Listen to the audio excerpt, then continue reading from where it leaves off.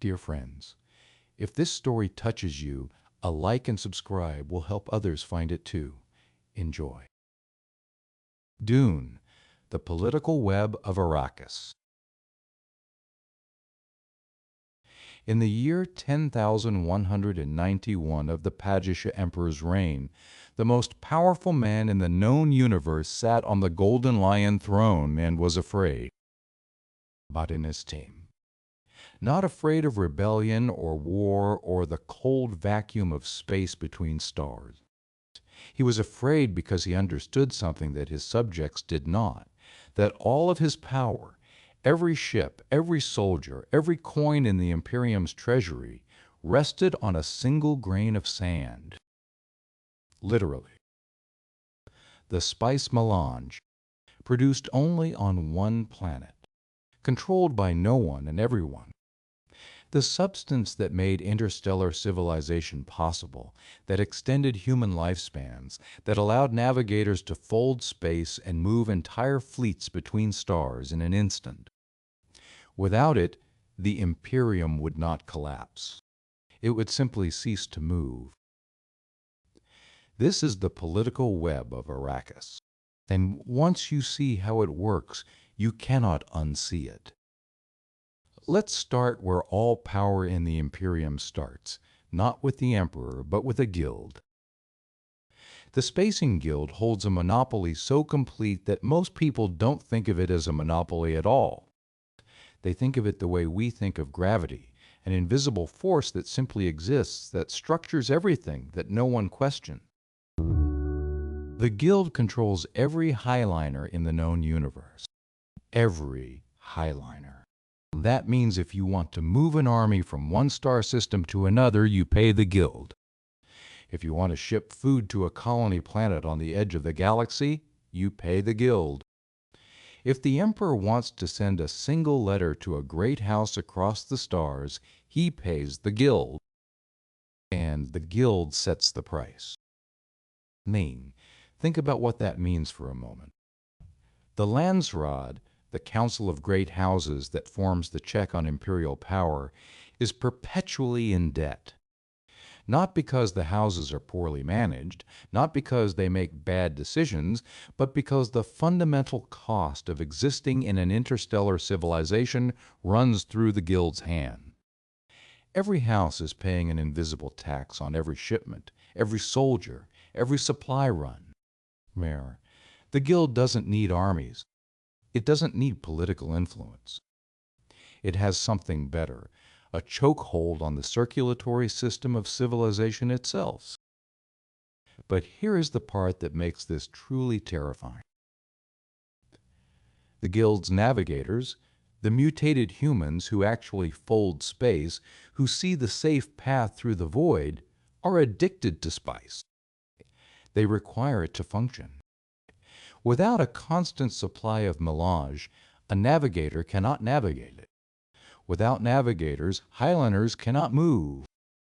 Without highliners, interstellar civilization stops. Which means the Guild's monopoly on travel is itself held hostage by a monopoly on spice, which is held by no one, which grows only on Arrakis in quantities that no one fully controls, beneath the sand, moved by creatures old enough to have watched the first stars burn. The Emperor does not control Arrakis. He rules it. There is a difference. Now we turn to the second ring of this web, the Landsraad, and the beautiful, terrible illusion at its center. On the surface, the Landsraad is democracies, or something like it. The great houses meet, they vote, they balance imperial power against their own ambitions. The Emperor cannot openly destroy a house without the Landsraad's consent, because if he does it once, every house understands that it could be next. The mutual threat of destruction keeps the peace. It's an elegant system, and it works, as long as everyone is roughly equal. They are not. The Emperor's Sardaukar, his shock troops, trained on a prison planet so harsh that only the strongest survive childhood, are not the army of a constitutional monarch. They are a weapon of absolute terror, capable of defeating any house military 10 times over. The Emperor maintains the fiction of the Landsraad's power while holding in his hand a force that could end any discussion he finds inconvenient. The great houses know this. The Emperor knows they know this. And so the entire political structure of the Imperium runs on a shared pretense. We will all act as if power is distributed, because the alternative, testing whether it actually is, leads to outcomes that benefit no one. Except, of course, the one house willing to shatter the pretense. House Atreides builds something the Emperor cannot buy, and the Sardaukar cannot defeat: loyalty. Not the loyalty of fear, not the loyalty of payment, but the loyalty that comes from being treated as human. Duke Leto Atreides understands, perhaps better than anyone in the Imperium, that an army that fights because it wants to fight is worth 10 armies that fight because they have to. His soldiers would die for him. His people would starve for him. That kind of loyalty is not military strength. Narmers, it is something far more dangerous. It is legitimacy. And legitimacy is the one thing an emperor on a fragile throne cannot allow to grow in someone else's hands. This is why the emperor moves against House Atreides. Not because Leto is plotting rebellion, because he might not need to, because in a universe where power rests on mutual fear, a man whom people genuinely love is an existential threat. But even as we watch the Emperor's gambit play out, there is a third player on the board, one that has been playing a longer game than either of them. A game measured not in political cycles or military campaigns, but in generation. The Bene Gesserit. For 90 generations, the sisterhood has been engineering human beings, not metaphorically, literally. They have arranged marriages across the noble houses of the Imperium, selected for specific genetic traits, suppressed bloodlines, and elevated others, all in service of a single project, the creation of a being with full access to both male and female genetic memory. A being who can see all possible futures, who exists outside the constraints of linear time, who can end the cycles of violence that have defined human history since before the stars had names.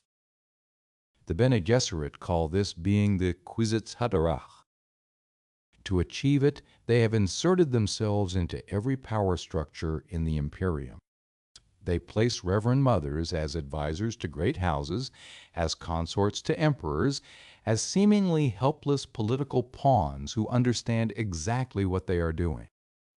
They have seeded myths across dozens of planets, including Arrakis, myths designed to be activated when a specific kind of person arrives. Myths that will make the local population believe they are witnessing the fulfillment of ancient prophecy and therefore willingly follow wherever this person leads. They call it the Missionaria Protectiva, the weaponization of religion. Consider the scope of this. The Bene Gesserit have essentially pre-installed a sleeper cell on every primitive planet in the known universe, a set of beliefs, stories, and expectations that any sufficiently trained Bene Gesserit, or a Bene Gesserit trained outsider, can activate to generate instant fanatical support. They did not conquer Arrakis by force. They wrote the operating system of its culture. And they did it 1,000 years before Paul Atreides was born. There is one more piece, and it is the one the sisterhood underestimates most dangerously. Arrakis is not simply the source of spice. It is a crucible. The Fremen, the indigenous people of the desert, have lived for thousands of years under conditions that the rest of the Imperium cannot even imagine surviving. Water is hoarded molecule by molecule. The dead are processed for every drop of liquid in their bodies. Here, children learn to move without sound before they learn to speak, because sound carries across desert rock and draws the sandworms, and a sandworm that finds you does not leave survivors. This is not poverty.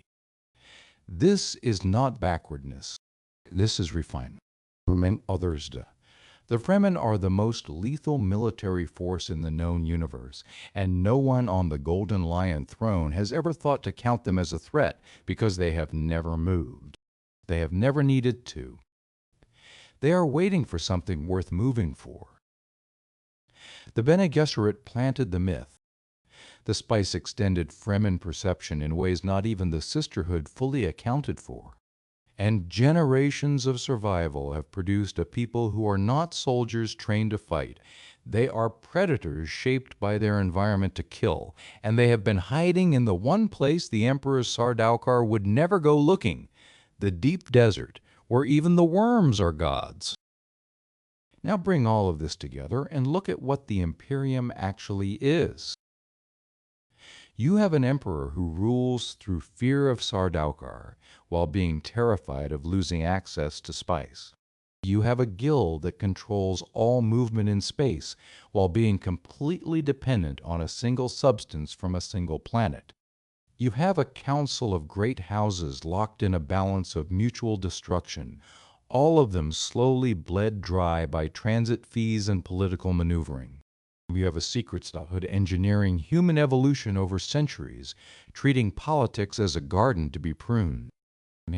And beneath all of it, on a desert planet that kills you slowly just by existing, you have a people, the Fremen, who have survived everything the universe has thrown at them and emerged on the other side with something no Sardaukar regiment has ever been trained to produce: faith.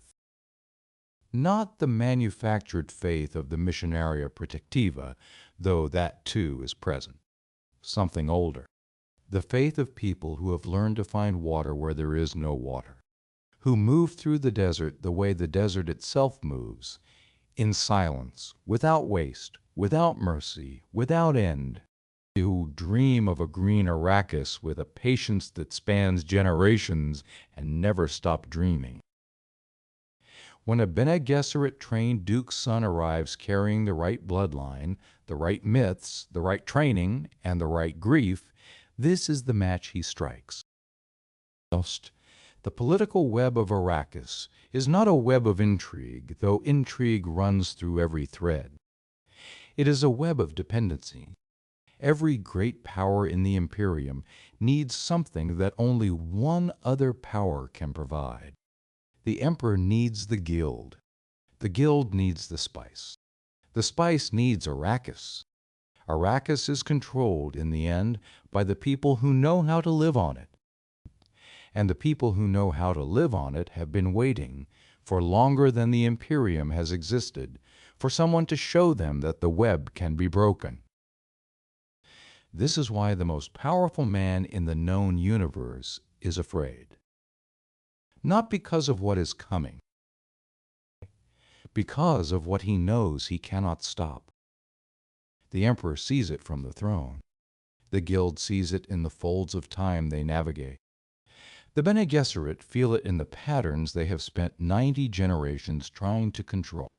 The sand of Arrakis shifts, and somewhere beneath it the great worms turn, and the spice blows, and a boy with blue eyes who should not exist begins to understand that the universe has been waiting for him.